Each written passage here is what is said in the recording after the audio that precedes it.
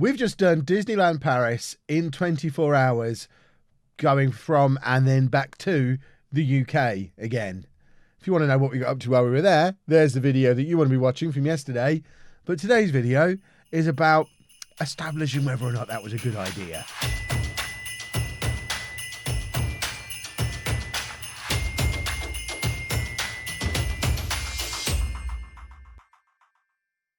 But before we get into the nitty-gritty of whether it was a good idea or not to try and do the trip all in one day, and succeed, I might add, I'm still here, I'm still alive. I'm just going to pass back to past Kev, poorly Kev, who's going to join up where the story left off yesterday. It was Wednesday morning. It is the morning after, the night before. We are sat in a hotel room in Folkestone. If you're wondering why it sounds like I can't catch my breath and looks like I've run a marathon because I'm all sweaty, it's because apparently doing Disney in 24 hours has almost killed me. It's 11 o'clock in the morning. Did I already say that? We've got to be back in Peterborough in 4 hours. It's a 3-hour drive if we have no stops. So we've got to leave in a minute. We got back here. What time did we get back here? Like, I don't even know. I'd have to go back and review the footage. I haven't... Half. Yeah, that sounds about right. Probably asleep by about 2. We woke up just after 9 o'clock. We've been over to the restaurant here to have some breakfast, and for the last half hour or so I've been lying on the bed with a pillow over my face. Yeah, Anna made me a cup of coffee, which she's never done before. I haven't tried it yet, she could be poisoning me. But yeah, I've got a cold. I think I was already a little bit sniffly leading into this trip, and then the lack of sleep, the physical exertion, the stress and the excitement, all of that has just given whatever's making me feel rough free rein to explode across my body. So I now need to force it back down again to get us home. We need to leave now, really. Bye-bye Premier Inn. Here we go then. Easy peasy, home with an hour to spare, unless there's any traffic or I need to stop for the toilet or a coffee or lunch. We'll be fine. Well, I hope I look and sound a little bit more alive than the last time we checked in. We're about an hour from home. We've just stopped at Bulldog Services. I took some cold and flu medication just as basically we left the hotel. We pulled into a shop and got some cold and flu medication. So all of a sudden, I don't feel like death anymore. Modern medicine is a wonderful thing. It's 1:30. We've got 2 hours to get home. The trip should only be an hour. So we're grabbing a cup of coffee and a sandwich and then do the rest of the journey. But I feel good again now. We can actually do a proper vlog today.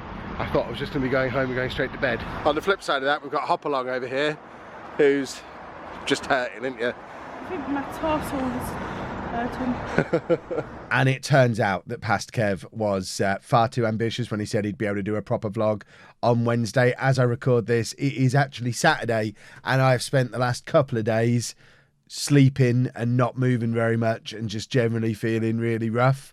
Like I said in the video, I think the whole lack of sleep and physical exertion and being out in the cold all day, when I've had a cold sort of bubbling away below the surface for a couple of weeks.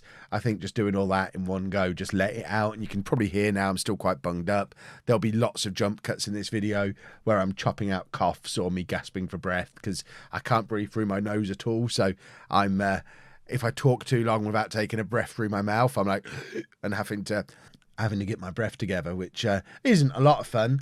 But what was a lot of fun was a trip to Disney. And I said we were going to talk about whether or not it was a good idea to do it all in one day. And we are, because we did manage to do it. It was a long day, and certainly for people who aren't particularly physically fit like me and Anna, it certainly wasn't the ideal way to do it. I don't think the original plan, of course. I mean, it's not been hugely clear from the videos because I tried to keep this trip secret.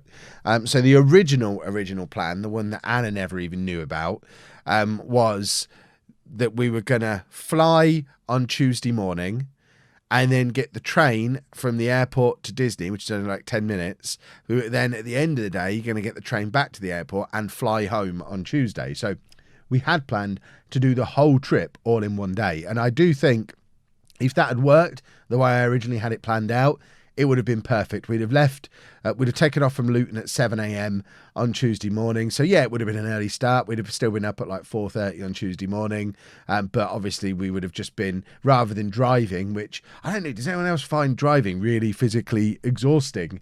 I just get super tired when I'm driving, both physically and mentally. I struggle to keep my eyes open, but then also because of my history of knee and back problems, bits of me start seizing up. Driving for that amount of time in one go is not fun for me. But obviously wandering around an airport terminal, doing a little bit of duty-free shopping, being able to sleep on the plane, all that kind of stuff. Although we still would have got up as early, I'd have been a lot more rested than I was when we arrived, and we'd have arrived at roughly a similar time, sort of 11:30, 12-ish. And then the big advantage would have come on the way home, because we were booked on a flight that left from Paris. I think it was leaving about 9:30. Which would have then got us back to the UK before 10 p.m.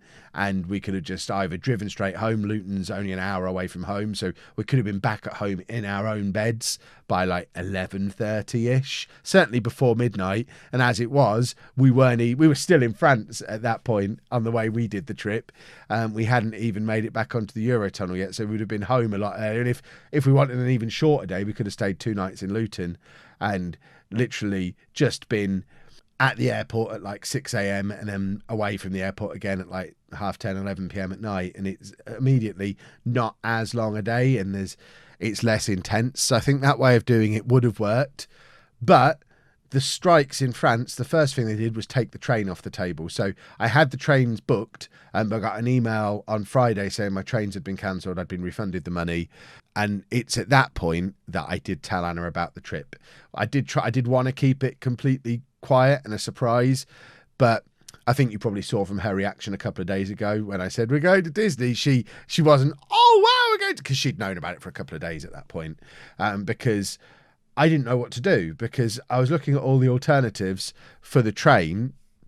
A taxi transfer from Charles de Gaulle to Euro Disney hasn't been called that for about 20 years.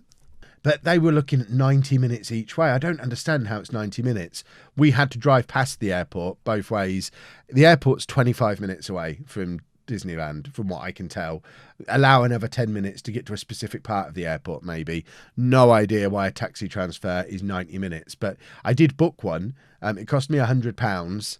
And I booked it all, gave them the flight details. And then based on our flights, after I booked it, they said, right, well, we'll pick you up at 4:55 from Disney for a plane that was going home at like 9:30.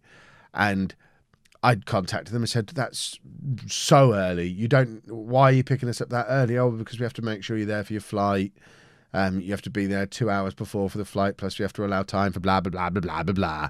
And there is not a chance we needed to be picked up at 5 p.m. Or before 5 p.m. to get to a 9:30 flight half an hour away, but they weren't having any of it. And I know I probably could have booked an alternative, but in the end I thought, you know what, I'm not messing around with this. Cancelled that, did manage to get a refund on that. And it's at that point that I booked the hire car and started to panic about missing the illuminations, and thought, okay, rather than flying back on Tuesday night, at that I changed the flight home we were getting. So I cancelled the Tuesday night flight, changed it to a Wednesday morning flight, booked the hotel at the airport, booked a hire car. And I think that would have been the most leisurely of all options, because that would have then been flying into Paris on the Tuesday morning, hiring the car, driving the 20 minutes to Disney, spending as long as we wanted there. We could have left Disney at like 11 p.m. if we'd have wanted to mess around in the Disney village, drive back to the airport 20 minutes away, sleep there, and then fly back Wednesday morning. That would have been so leisurely and easy. And I think, based on what we've learned this time, if we were to do it again, and I'd like to think at some point we will be able to do it again, but I don't think I will ever do a day trip on Eurotunnel again. When we go for the week, when we go back in May as the family for the week, we've already got our Eurotunnel booked. We'll definitely use Eurotunnel because it allows us to bring all of our stuff. It does give you that extra bit of flexibility.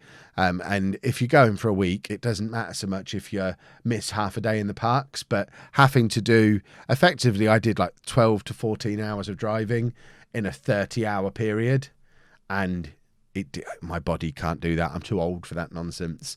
But I think if we ever do a day trip again, it will actually be like a couple of days trip. And I think rather than even doing the early flight, if I was to book the whole thing again, I would book flights for Monday evening out of Luton, stay at a hotel at the Paris airport, hire a car for 2 days. So fly in Monday evening, have a leisurely drive over to the parks on the Tuesday morning for like park open at 10 o'clock. So we could get up at like 8:30, have a leisurely wander down.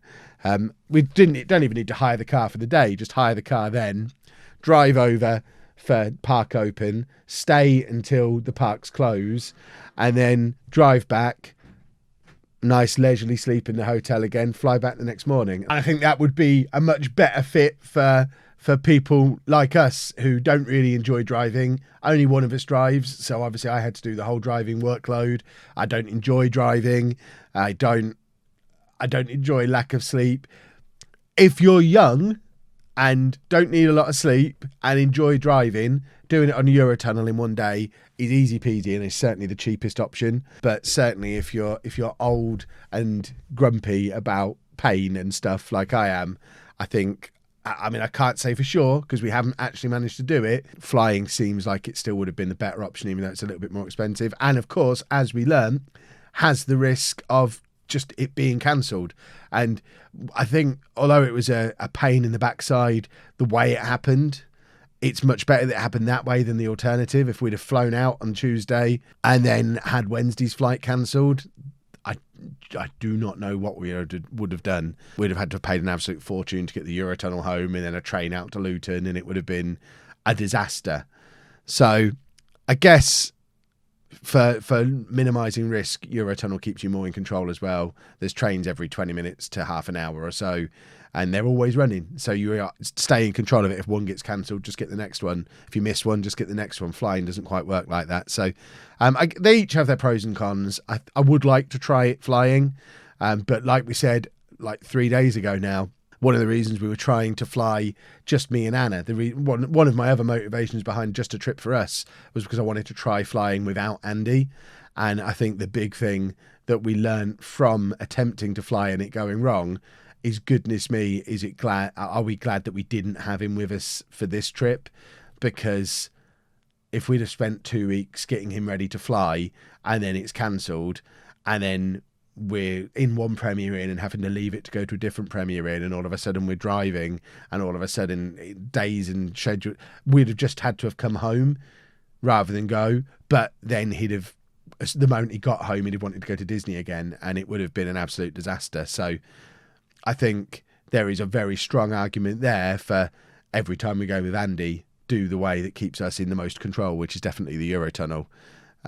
Unless we're doing unless we get to the point where we can afford a big major airline who aren't going to mess us around. But even then, there's always that risk with air travel. So certainly some pros and cons of each. The bottom line is we had a great time while we were there. The travel was awful, but the actual trip made it all worth it. So I'm glad we did it. It is definitely possible to do it in a day without having to sleep in France at all, which is the big thing that I was questioning. At some point, we'll get enough money together to try EuroTunnel, where you actually get on the passenger train and go all the way from London to Disneyland. But that is by far and away the most expensive of all options. I looked into all of them.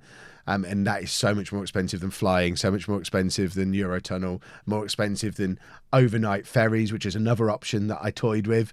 Drive down to like Portsmouth or Dover and get the ferry on the Monday night to get us to France for early Tuesday morning, and then get back for the Tuesday night ferry to get us back for Wednesday morning, because then you get to sleep on the ferry. You can get a cabin on the ferry and not need the hotels at all. So there's lots of different options we'd like to explore. But for now, I think for ease of staying in control and certainly lowest cost is EuroTunnel. It only cost us 50 quid to use the EuroTunnel, and I've got a like £300 refund due from EasyJet, so it definitely saved us some money. It all went wrong, even with the extra expense we had to throw in, and even with, at the moment, we've lost the hire car cost because I haven't put an insurance claim in yet and that kind of thing. So even with everything all told, we're actually financially better off than we would have been if we'd have stuck to the original plan. But goodness me, did it break me, and I'm still a little bit broken now. So fingers crossed we will be back to normal on the vlogs from tomorrow. I hope you have enjoyed our little Disney adventure, and hope this video has been useful in helping you plan any future trips that you might want to go into Disney. If you have enjoyed it, please make sure you leave a nice big thumbs up on there for me. Subscribe to the channel for more stuff like this. and thank you very much for watching.